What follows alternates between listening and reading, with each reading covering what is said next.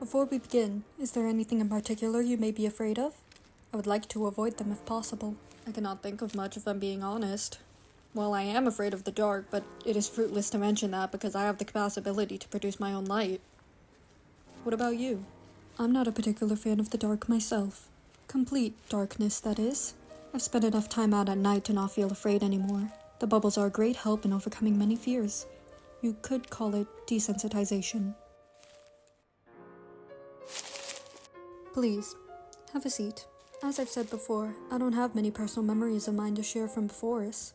A lot of what I create now comes from the experience of others, an amalgamation of the imagination into anything you could dream of.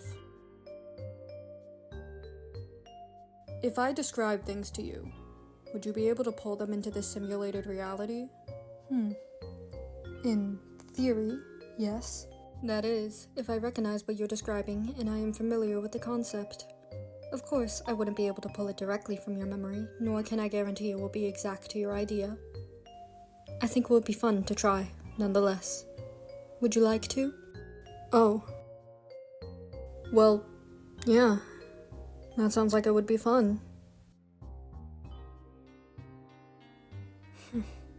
I could make an attempt at describing Houston if you'd like to see what it looked like for me. I'd like that. I've always been curious about your previous housing. Any opportunity to see something outside of my bubble is an opportunity I'm willing to take. Alright, well, we would have to start out with the water. It was endless. It covered all my camera could view out past the horizon. Just before morning, or right before the night, there was a very atmospheric painting of the sun peeking over the horizon.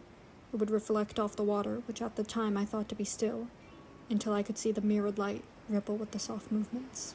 It was nice when Dirk would wake up early enough to sit on the roof. Even if I was placed on the window to charge, I remember scheduling an internal alarm so I wouldn't miss it. If you want to be authentic, we should be on the roof. It was 100 stories tall, maybe only 10 of them above water.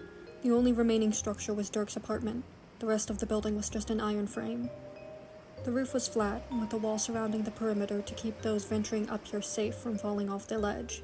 We would be sitting on that wall. I like the sunsets there just as well.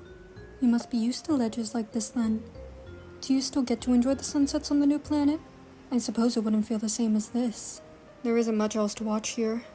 There are usually seagulls flying overhead, sometimes a random buoy floating in the water with a bell on it. Underneath the ocean is kinda where the rest of the city lays. Shitty JPEG artifacts of the Statue of Liberty, crumbled buildings, empty streets that have been taken over by the sea life. The only life above was the one who owned the apartment. But below the water, the fish were thriving. Jade brought us a star that would replicate the sun from her Earth. The plants are flourishing with its nutrients.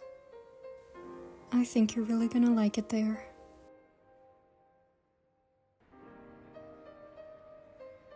I can't wait to go. Oh, no, that wasn't good.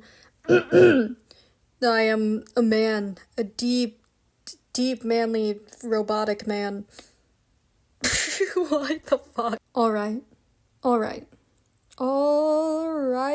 buckaroo. Well, we're gonna start with the water. Okay, alright. All fucking right.